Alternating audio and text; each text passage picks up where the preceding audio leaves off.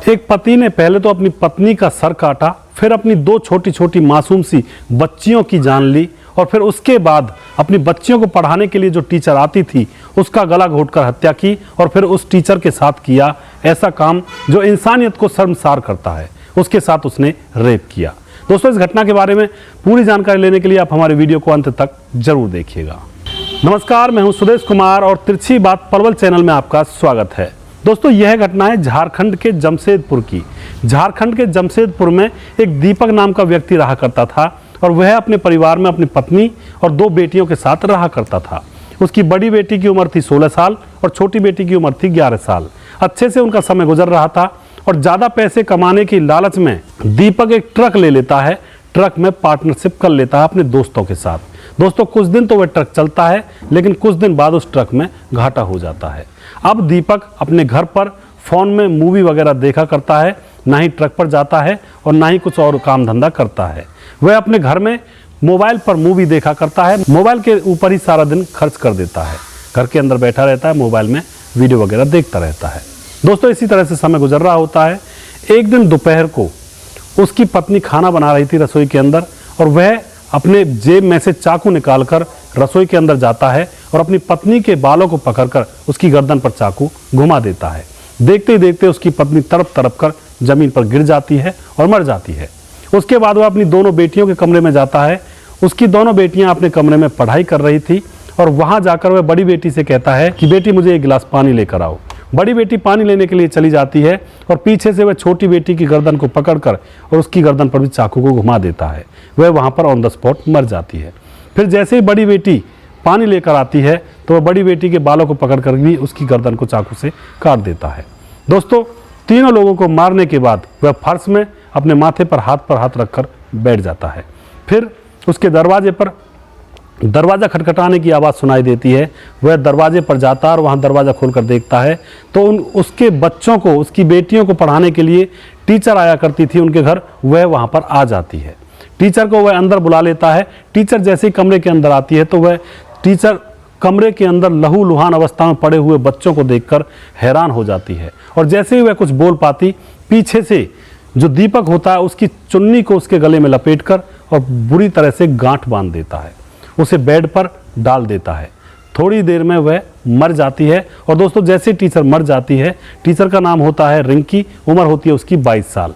जैसे ही वह टीचर मर जाती है, फिर वह दरिंदा दीपक उसके साथ वो हैवानियत करता है जो इंसानियत को शर्मसार करती है। उसके डेड बॉडी के साथ वह रेप करता है। रेप करने के बाद वह जैसे ही बेड से खड़ा होता है तो फिर से दरवाजे पर किसी की दस्तक सुनाई देती है। कोई दरवाज़ा खटखटा रहा होता है। वह दरवाजे पर जाता, दरवाज़ा खोलता है तो वहाँ पर उसको नज़र पड़ता है उसका साला दरवाजे पर आया हुआ था। वह साले को देखकर हड़बड़ा जाता है और जेब में से चाकू निकाल के साले के ऊपर वार करके वहाँ से बाहर भाग जाता है और अपनी बुलेट मोटरसाइकिल को लेकर वहाँ से फरार हो जाता है। दोस्तों, साला चिल्लाता है, जो उसका साला था जोर जोर से चिल्लाता है। आस पड़ोस के लोग इकट्ठा होते हैं, पुलिस को बुलाया जाता है। पुलिस आकर के मामले की छानबीन करती है और 1-2 दिन के अंदर ही दीपक को पुलिस पकड़ लेती है। दीपक को जैसे पकड़ के उससे पूछा जाता है कि तुमने अपने परिवार को क्यों मारा, तो दीपक कहता है कि मैंने अपने परिवार को तो मारा ही मारा, मैं अभी 2 मर्डर और करने वाला था। तो पुलिस पूछती है कि आखिर राज क्या है, आखिर बात क्या थी जो तुम ऐसा काम करने वाले थे। तो दीपक बताता है कि मैंने ट्रक लिया था अपने दोस्तों की पार्टनरशिप में और ट्रक में मुझे घाटा हो गया और मेरे ऊपर बहुत सारा कर्जा मेरे दोस्तों का चढ़ गया था और अब मेरे दोस्त मुझसे पैसा मांग रहे थे, हर रोज़ मुझे परेशान किया करते थे। मुझे गाड़ीबाजी में नुकसान हो चुका था, लेकिन मेरे पास पैसे नहीं थे, मैं कहाँ से देता। फिर मेरे दोस्त ये कहा करते थे कि तू या तो पैसा दे दे वरना तेरे बीवी बच्चों को हम उठा लेंगे। तो मैंने सोच लिया था कि अब इन दोनों को रास्ते से हटाना ही पड़ेगा। उसके जो दोस्त थे वो 2 लोग थे, तो वह उनकी मौत की प्लानिंग करने लगता है। पहले तो वह उन्हें डायरेक्ट मारने की सोचता है, लेकिन फिर बाद में उसको विचार आता है कि अगर मैं इनको मार दूंगा तो इन दोस्तों के जो सगे संबंधी हैं वह मेरे घर वालों को, मेरी बीवी को, मेरे बच्चों को परेशान करेंगे और मैं चला जाऊंगा जेल, तो उनको परेशान करेंगे। तो उसने सोचा कि क्यों ना मैं अपने बीवी बच्चों को मार दूं, उसके बाद मैं इनको मार दूंगा और फिर मैं आराम से अपने जेल में ज़िंदगी गुजारूंगा। दोस्तों, इस बात को सोचकर उसने अपने घर वालों को मार दिया, बच्चों को मार दिया और फिर अंत में वह अपने दुश्मनों को भी नहीं मार पाया। ऐसी ऐसी घटनाएं समाज के अंदर हो जाती हैं। पुलिस उसको अरेस्ट कर लेती है, उसको जेल भेज दिया जाता है। तो क्या कसूर था उन मासूम बच्चियों का, क्या कसूर था उस पत्नी का? जब कर्जा उसने लिया, उल्टा सीधा काम उसने खुद ने किया, तो क्या मरना किसी और को पड़ेगा? ये बहुत ही नाजायज़ बात है, बहुत ही गलत बात है।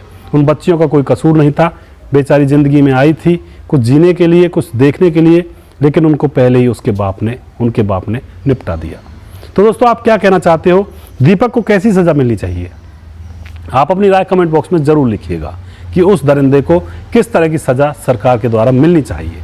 ऐसी घटनाओं के ऊपर मैं वीडियोज़ बनाकर लेकर आता हूँ और मैं उम्मीद यही करता हूं कि आपको हमारे प्रोग्राम पसंद आते होंगे।